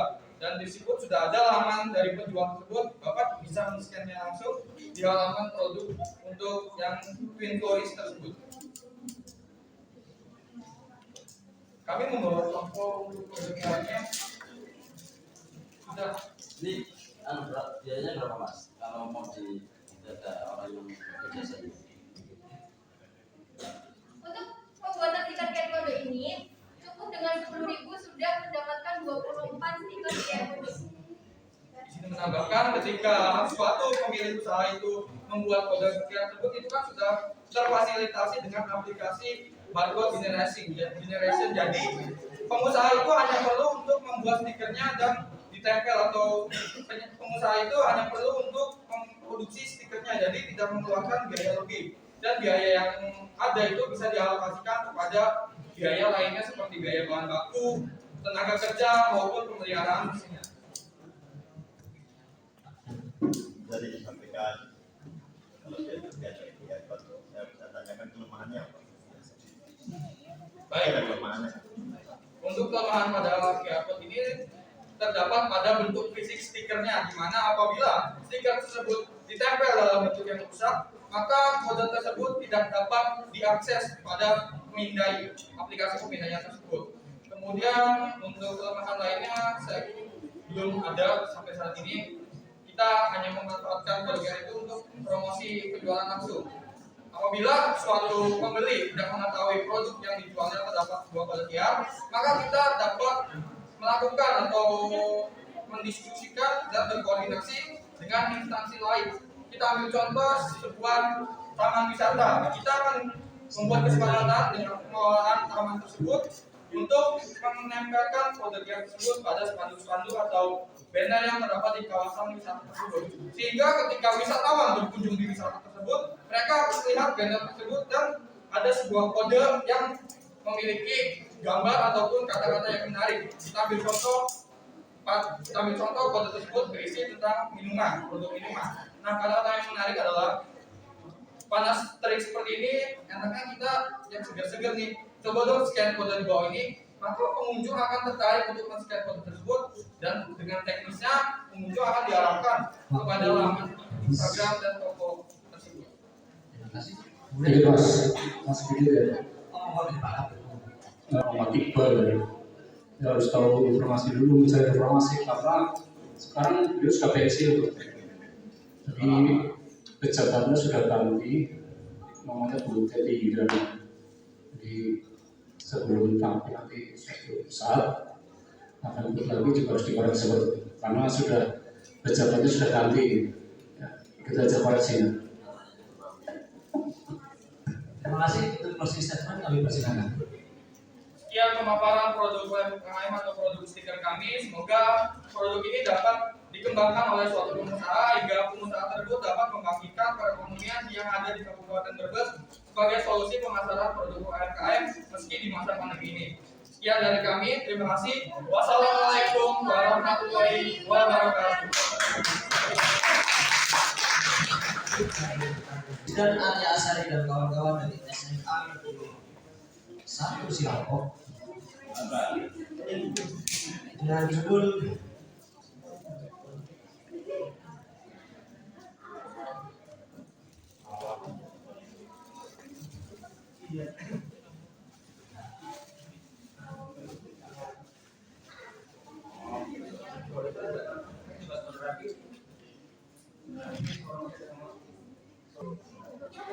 Assalamualaikum warahmatullahi wabarakatuh. Keren Pak Senasib Langkah berkontribusi bergerak pulihkan negeri. yang kami hormati Dewan Studi Lomba Renova tahun 2022 dan yang kami banggakan para peserta Lomba Renova tahun 2022. Perkenalkan, nama saya Muhammad Ilham Hidayah dan rekan saya Dan juga Yuda Safira. Dan saya Yudan Adia Azhar. kami kelompok 2 Renova SMA Negeri 1 Silangkok akan mempresentasikan hasil penelitian kami yang berjudul pemanfaatan daun terong, daun living bulu, dan daun tembelekan menjadi pestisida alami ramah lingkungan perobile.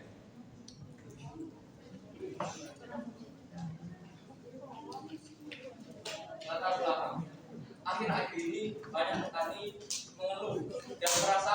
kesulitan dalam penanganan serangan hama yang menyerang lahan pertanian mereka. Dikarenakan harga pestisida yang kian lama kian naik harga belinya. Hal ini juga menyebabkan banyak petani mengalami kerugian akibat mahalnya harga pestisida kimia. Dan hal ini juga disebabkan karena kurang mampunya para petani dalam membeli pestisida kimia dan kurangnya pengetahuan petani tentang bagaimana cara menanggulangi serangan hama tanpa menggunakan bahan-bahan kimia.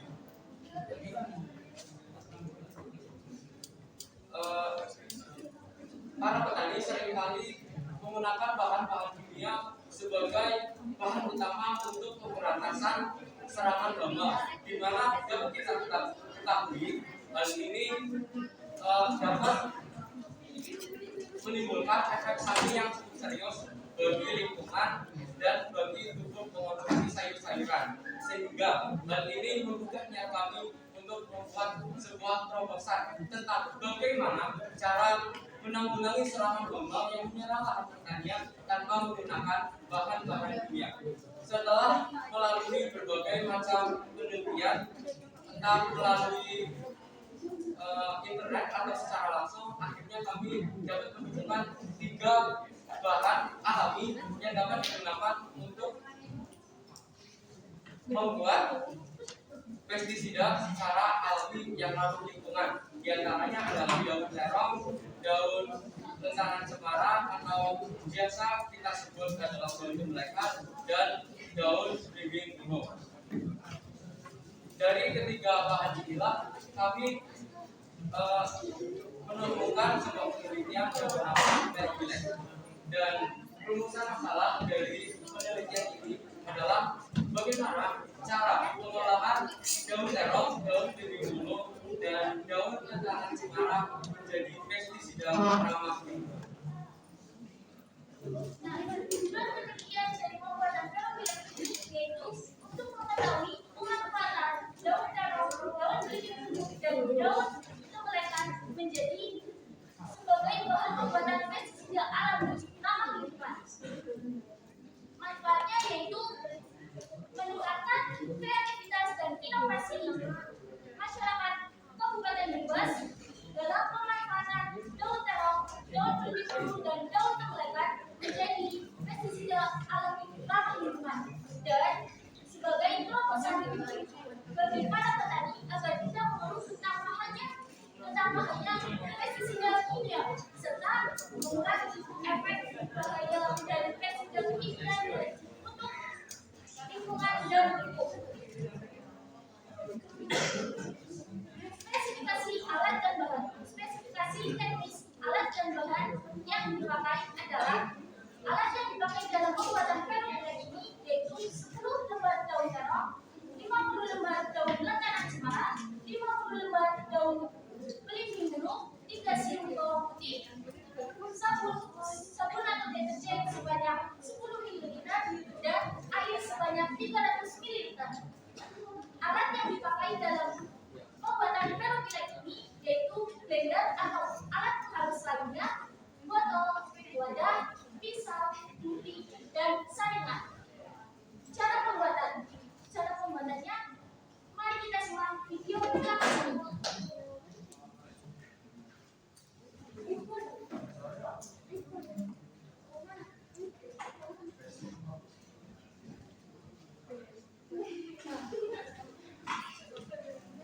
Pisahkan daun belimbing bungo dan daun gemlekan dari tangkainya. Setelah itu, cuci bersih dengan air mengalir sampai kotoran yang di atasnya itu menghilang. Nah, setelah dedaunan tadi bersih, kita taruh dedaunan tersebut di dalam blender dan masukkan 300 ml air. Setelah dedaunan tersebut halus, masukkan ke dalam wadah dan campurkan 3 siung bawang putih tadi yang sudah halus di dalam wadah tersebut. Aduk hingga rata, kemudian taruh di dalam botol dan tutup botol tersebut, diamkan selama 3 hari. Feromonik pun siap digunakan.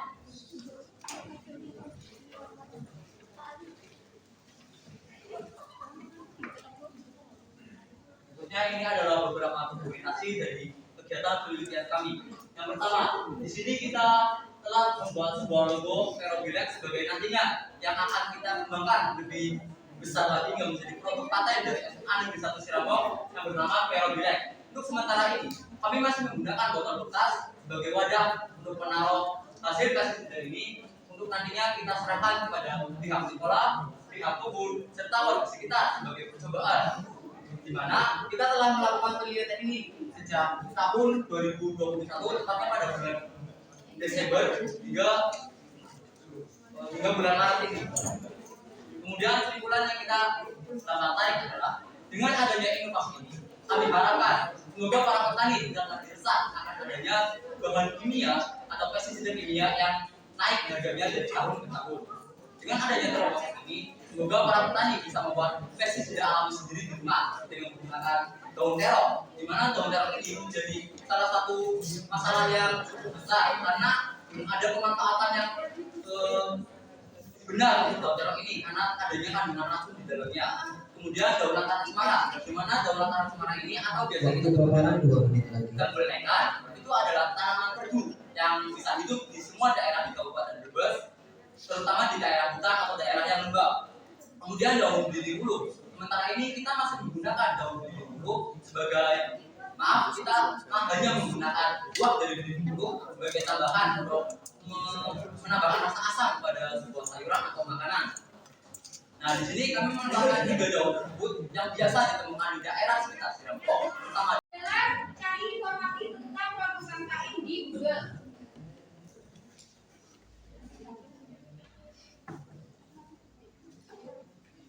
Selanjutnya salin tautan lamanya.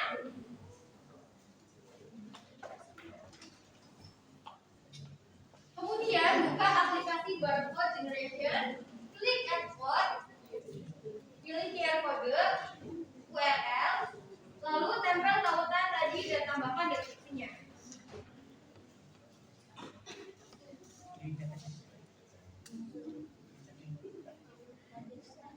Berikut adalah tampilan QR kode dengan mengintegrasikan lama.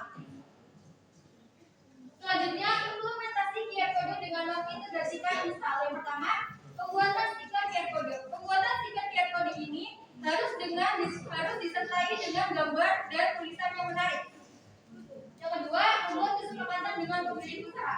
Membuat kesepakatan dengan pemilik usaha ini penting dilakukan agar tidak mengganggu pemilik usaha atau produknya. Kemudian penempelan stiker QR kode dengan mengintegrasikan install. Ketika menempelkan stiker QR kode, ada beberapa hal yang harus diperhatikan. Yang pertama, tempel pada bagian yang tidak menutupi produk. Yang kedua, stiker QR kode harus dalam kondisi yang baik. Dan yang terakhir, stiker QR kode ditempelkan pada bagian yang mudah dijangkau. Berikut adalah tampilan stiker QR kode dengan mengintegrasikan install pada produk lindungan. Tanggapan masyarakat tentang pemanfaatan QR kode dengan mengintegrasikan lama. Bagaimana tanggapan Anda tentang pemanfaatan QR kode dengan mengintegrasikan install? 10 responden dengan 10 orang menjawab menarik dan inovatif. Yang kedua, bagaimana tanggapan Anda tentang pemanfaatan stiker QR kode? 8 orang menjawab menarik, kreatif dan inovatif, dan 2 orang menjawab biasa saja. Dan yang terakhir, apakah cara yang dipilih adalah cara yang tepat untuk memasarkan produk UMKM? 9 orang menjawab sangat tepat dan 1 orang menjawab tepat. Dengan demikian dapat disimpulkan bahwa pemanfaatan QR kode dengan mengintegrasikan Instagram dan laman merupakan sarana yang inovatif, kreatif, dan inovatif untuk mempromosikan produk UMKM. Adapun saran yang diberikan adalah diperlukan adanya komitmen dan kerjasama para pelaku UMKM atau dinas terkait dalam pemanfaatan QR kode dengan mengintegrasikan Instagram dan laman sebagai solusi pemasaran produk UMKM. Sekian presentasi dari kami. Saja di Terima kasih. Untuk selanjutnya kami persilakan kepada Dewan Juri untuk menyampaikan pertanyaan. Ini persilakan. Waktu masih 5 menit. kendaraan untuk mengangkat logistik pangan dan denda berdasarkan Badan Pusat Statistik merilis data terbaru di Kabupaten Brebes ini terkait perkembangan jumlah kendaraan bermotor pada tahun 2020 sebanyak 385.417 kendaraan bermotor. Semua kendaraan bermotor pasti menggunakan oli bitumen. Setiap mesin kendaraan sepeda motor memakai 0,8 liter sampai 1,8 liter itu untuk sepeda motor. Sedangkan untuk mobil 4 liter sampai 5 liter. Mobil kecil sampai mobil yang besar. Untuk itu saya menciptakan alat ini supaya kita bisa menanggulangi oli bekas menjadi BBM. Tujuan penelitian ini adalah satu, untuk mendapat elektron atau yang sering disebut itu HP. Apa sih itu HP? HP adalah kalau bahan bakar yang ketika diledakkan itu kan menghasilkan kalor yang panas. Itulah setiap bahan bakar itu harus memiliki itu. Yang kedua, flash point. Flash point adalah titik suhu suatu bahan bakar ketika nyala sendiri. Terus density adalah massa jenis suatu zat atau bahan atau benda yang ada di sekitar kita. Terutama kita sendiri itu bisa ada massa jenisnya. Yang ketiga itu yang keempat mendapatkan jarak pendingin yang baik. Jarak pendingin dari sini, dari alat sini sampai ke ujung yang baik. Manfaat penelitian. Penelitian ini diharapkan memberikan manfaat bagi beberapa pihak.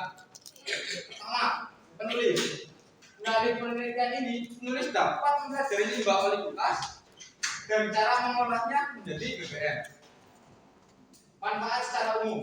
Untuk bengkel kita dapat menanggulangi bersama oli bekas. Yang kedua, untuk media belajar bagi masyarakat, pelajar dan yang lainnya yang ingin belajar. Dapat mencegah pencemaran tanah dan air.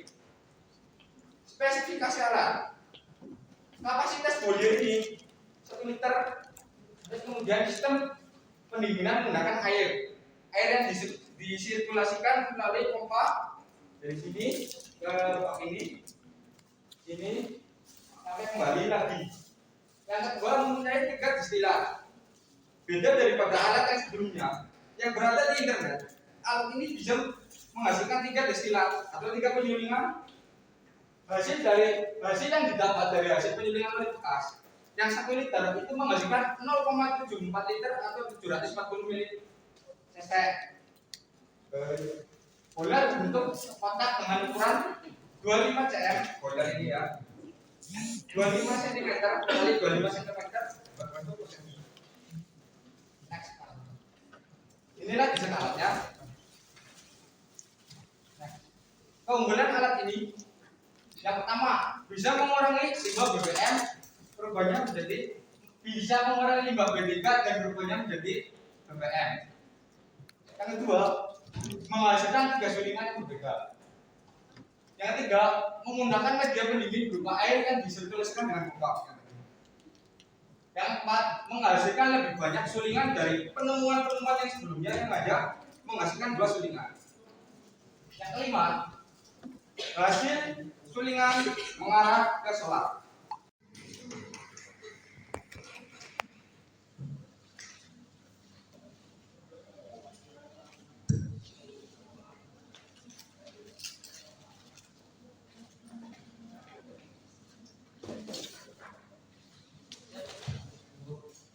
Kami persilakan dari sekarang.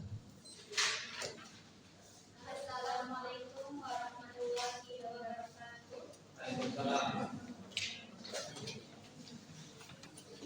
Yang kami hormati Bapak dan Ibu Dewan Sri Lembaga Rupa Info Kabupaten Brebes tahun 2022. Yang kami hormati Segenap Panitia Lomba Pramuka Tingkat Kabupaten Brebes tahun 2022. Dan yang kami hormati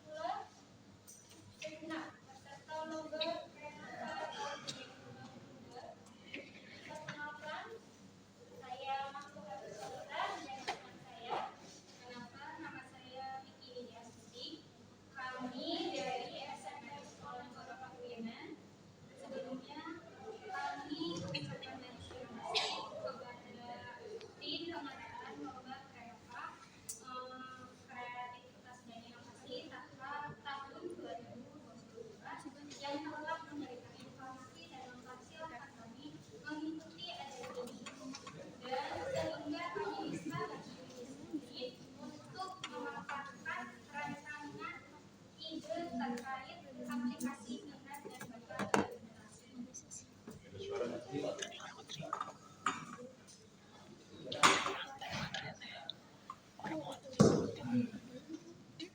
Adapun latar belakang kami memilih ini yang pertama adalah seperti yang kita tahu yang sendiri, sehingga mengakibatkan seseorang tersebut mempunyai rasa takut yang mengakibatkan dia tidak berani untuk mengambil keputusan sendiri, kemudian tidak berani melakukan sesuatu atau melakukan sesuatu yang kita hendak sendiri, melainkan ikut teman-teman seperti itu. Kemudian akhirnya tujuan hidupnya menjadi kurang jelas, sehingga sulit untuk melangkah karena apa? Mempunyai rasa takut yang tertinggi adalah yang pertama mengarahkan minat dan bakat yang ada pada diri individu.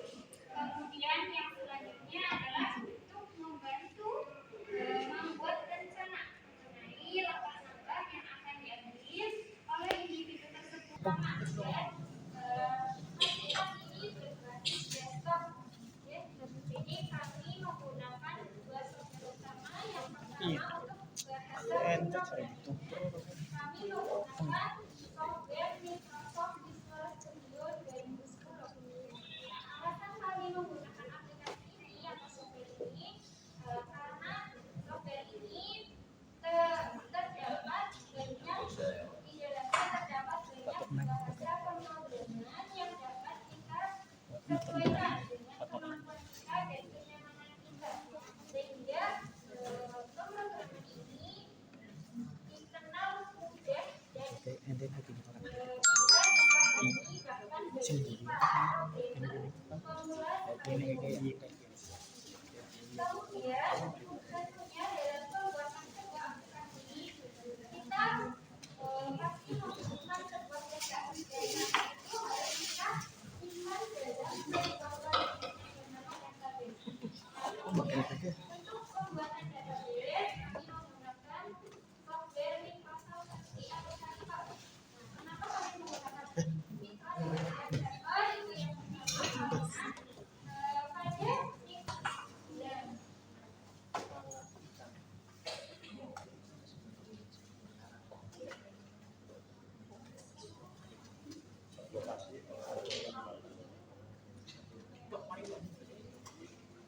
karena untuk tampilan awal dari aplikasi minat dan bakat itu ikonnya kita rancang seperti ini, dan ketika kita klik pada klik 2 kali untuk membukanya, itu akan menampilkan atau mengarahkan kita ke halaman pertama, yaitu pada form data diri. Nah, pada form data diri ini berisi tentang nama dan umur. Nama itu bisa diisikan nama lengkap ataupun nama panggilan. Dan untuk umur di sini kita batasi, yaitu umur 14 sampai 19. Nah, ketika halaman utama sudah kita isi, kita klik tombol next.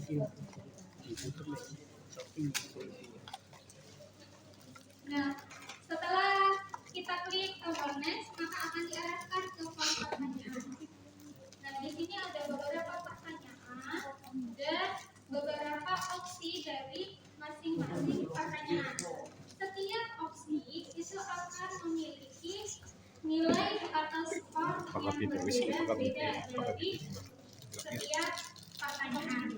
Ketika semuanya sudah diisi, maka kita klik tombol next dan akan diarahkan ke form penskoran. Dan di form penskoran itu untuk pernyataan 1 sampai pernyataan berikutnya akan muncul skornya, dan di bawahnya juga terdapat jumlah skor dari semua keseluruhan pertanyaan. Terus ada yang namanya prosentasenya juga. Nah, untuk persekoran ini, kalau misalkan skornya lebih dari sama dengan 60%, maka tombol bakat saya itu akan bisa diklik. Tetapi kalau misalkan kurang dari sama dengan 65%, maka akan diarahkan kembali ke pernyataan atau pertanyaan-pertanyaan. Lah pada form pertanyaan itu terdapat dua tombol, yaitu next dan cancel. Jika pada data diri misalkan ada kesalahan, kita bisa mengulang lagi, yaitu dengan klik tombol cancel. Misalkan di sini namanya salah atau umurnya kayak gitu. Umurnya salah. Ya, karena mengetiknya gitu. Karena umur debat kayak. Nah, ini untuk tampilan akhirnya ada kelihatan bakat dan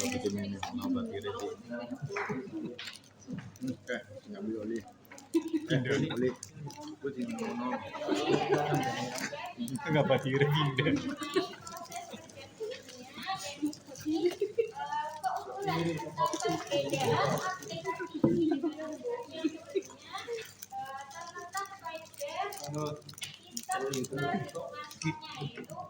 Kami di sini menggunakan perhitungan skor otomatis oleh sistem pendidikan secara manual dihitung oleh individu. Mungkin Bapak Ibu pernah lihat di YouTube ya, ada sebuah channel yang menampilkan mengenai aplikasi atau itu kita disuruh untuk menghitung sendiri. Nah, sedangkan pada aplikasi ini skor secara otomatis dikeluarkan oleh individu. Kemudian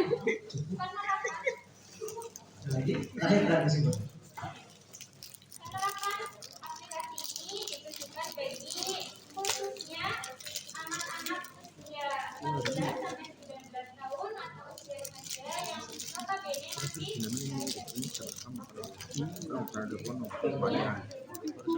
Monggo kepada Dewan Juri, barangkali ada pertanyaan kami persilakan. Operasinya berarti otomatis sendiri atau harus dinampingi atau dioperasikan orang lain. Belum lihat bakat Angel ya. ini untuk aplikasi. Lihat bakatnya Angel siapa? Ini guru PP nih. Bakatnya apa? Minatnya apa? Guru PP. Nah, untuk mendampingi siswa-siswi kami berarti didampingi dulu, Pak. Karena kalau misalkan asal pencet itu kan berarti semua juga bisa gitu. Tapi di sini perlu adanya bimbingan dan arahan untuk kedepannya itu seperti apa. Mungkin ada sampel di sini yang mau coba. Nah, SMP. Oh, 14. Rambutnya putih soalnya. Ya, mana ya? 14 tahun. Ya, boleh. Ini beda. Anggap aja 15. Mohon maaf Bapak, ini baru apa? Rancangan. Ya ini juga rancangan. Ini kan jelas. Contoh aja. Kalau saya sih sistemnya bingung. Minatnya banyak, bakatnya nggak ada.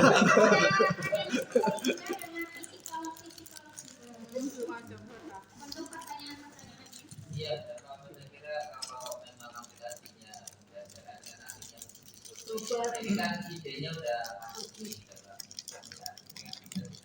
software. Berarti tinggal isi pertanyaannya mungkin ya yang mau diisikan, tapi belum. Berarti masih proses ya, Bu ya. Proses. Berarti belum bisa ditampilkan di layar. Ini baru rancangan aja. Saya kira bisa lebih lanjut ya, dikasih anggarannya seberapa persen itu juga ada beban kita sekarang ada juga yang seperti itu ya. Jadi kecenderungan kita ada di mana, usianya berapa tinggal dimasukkan, kemudian nanti kita ada di posisi kanan atas bawah dengan kumpulan itu nyebar mengumpul, kemudian tinggal dibaca bawahnya itu aplikasi yang ada, tapi memang berbayar. Artinya ini punya peluang kalau dikembangkan. kalau yang memang diambil bimbingan berbayar berarti kan dan isi pertanyaannya disesuaikan akurasinya gitu ya. Di beberapa literasi yang ada kan pengembangan instrumen pertanyaan itu kan ada. Jadi saya kira itu.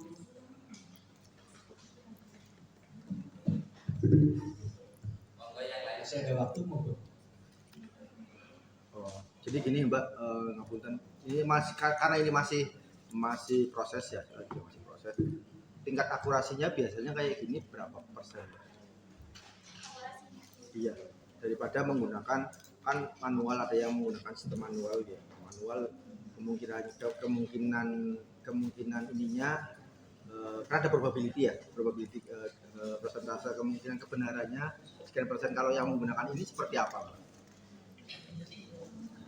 Nah, tadi untuk akurasinya atau persetorannya kita prediksi yaitu kalau misalkan lebih dari sama dengan 65%, maka itu siswa itu sudah bisa melihat bakatnya. Tetapi kalau misalkan kurang dari 65%, maka perlu adanya pertanyaan-pertanyaan. Berarti masih setelah pakai aplikasi tetap berlanjut dengan manual proses ya? Iya. Oh, iya.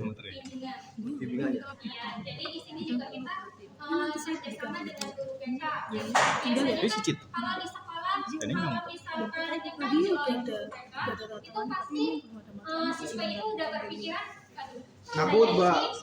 Takut rambutnya dicukur. saya punya sanksi ini, gitu. Pasti diberi hukuman gitu. Padahal kan guru BK ini berfungsi juga untuk yang namanya membimbing, mengarahkan siswa juga. Bukan hanya memberikan hukuman atau sanksi. Ini yang buat berarti bukan guru BK. Bukan. Ibu guru apa? Kalau saya guru matematika. Waduh, Dan nyambung. Karena Terus nggak ini kenapa bisa kasar programming? Senang ya? enggak, karena ini punya basic pas waktu kuliahnya. Dan saya kebetulan SMK. Oh, Jadi ingin apa ya? ilmu lah, praktek ilmu. Iya. Nah, iya. Itu masuki juga guru karate. Guru ilmu. Iya ya. Oh iya, ikut lagi. Tapi jadi Pak, baru jadi barangnya. Nanti kita divirus dulu. Tidak apa-apa.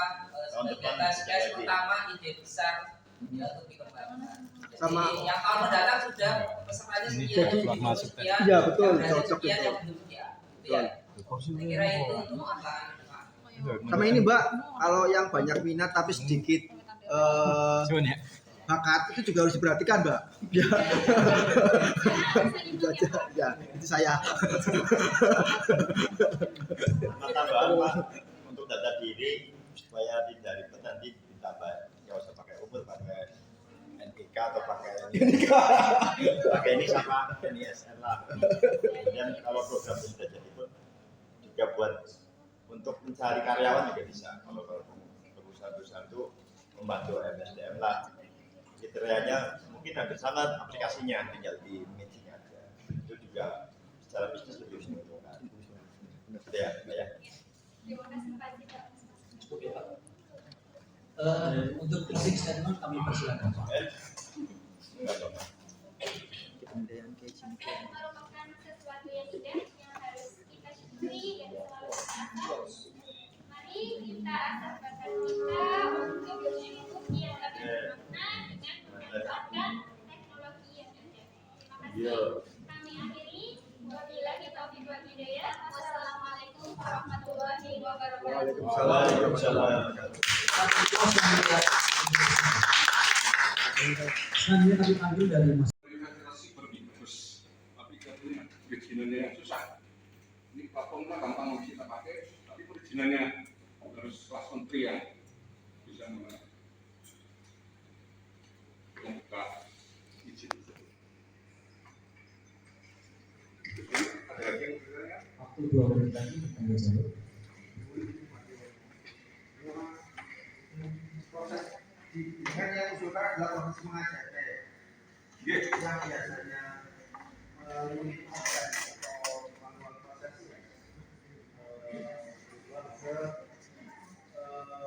dari siber. Itu kan mengatasi karena di kemarin, Pak. Saya juga sempat bingung sebab saat sebelum pandemi kan kita turun langsung ke lapangan, motret ke lapangan. Nah, setelah pandemi kan nggak ada kegiatan sama sekali, untuk SMK juga membutuhkan PKL tetap. Akhirnya kita berputar pikiran menggunakan platform siber tersebut, dan mereka anak-anak siswa juga bisa mengikuti mudah kok. SMK kelas 2 bisa mengikuti platform yang biasa digunakan anak-anak mahasiswa. Itu kan kita punya Universitas Indonesia. Kalau praktek PKL itu praktek di lapangan ya? Itu lewat digital proses atau lewat internet? Apa kalau apakah efektif sebenarnya? Efektif juga kan mereka prakteknya pakai HP. Belum ya modelnya? Iya. Oh, karena ini kan kita audiovisual ya? Iya. Ini platform ini bisa untuk menyimpang berbagai visual. Jadi materi didapatkan dari saya dulu, mereka pelajari, kemudian mereka praktekkan, kemudian hasilnya di-upload di platform tersebut. Contoh konten barangkali nanti bisa dibuka. Contoh konten. Ini saya konten gimana tadi? Oh, itu kan pelajaran katanya. Oh iya. Caranya itu namanya kan konten.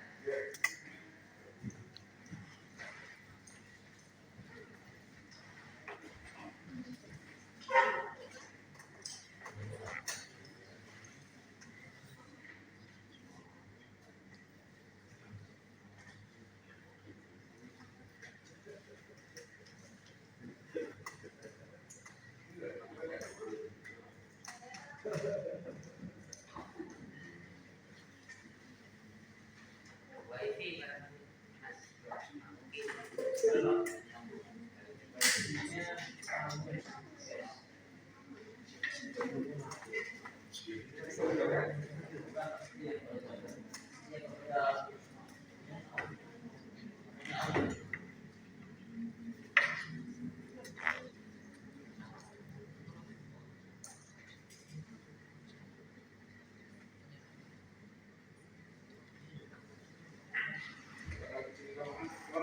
di HP juga nggak apa-apa.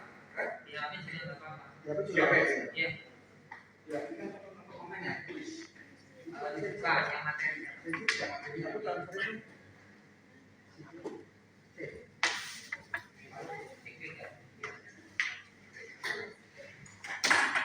Biar saya bisa baca, kalau memang itu bentuknya baca, kalau tidak bisa nanti kita baca ada yang yuk kita ini dulu materi-materi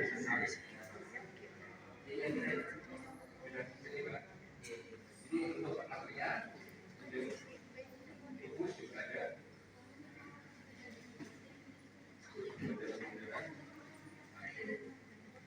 Ya, laporannya.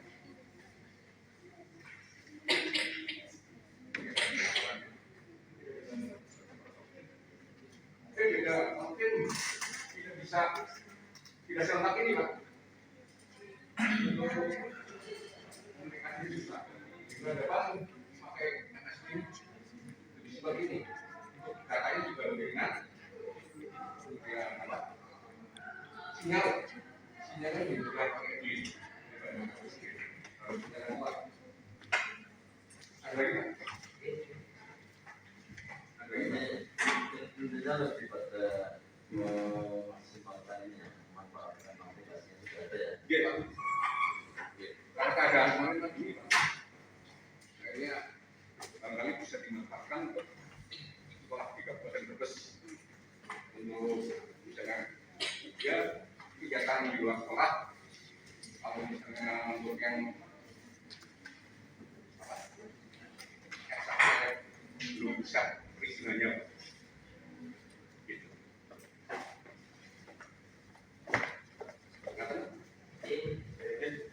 Monggo Bapak posisi Ya, harapan saya platform ini bisa dimanfaatkan oleh sekolah yang ada di Kabupaten Brebes. Kemudian juga dari pemerintah Anda juga bisa memanfaatkan hasil-hasil renova dari pertama ada sampai sekarang. Jadi masyarakat nasional bisa mengakses dengan mudah dan terus lebih terkenal di nasional maupun internasional. Kemudian satu lagi ada Universitas Saint Brebes untuk memudahkan masyarakat mencapai gelar S1. Seperti saya ini kan belum S1, tapi karena adanya Universitas Saint Brebes, kemudian jadi terbantu kuliahnya fleksibel. Itu dari kami. Wassalamualaikum warahmatullahi wabarakatuh. Waalaikumsalam. Yang kita siapkan dulu peserta selanjutnya.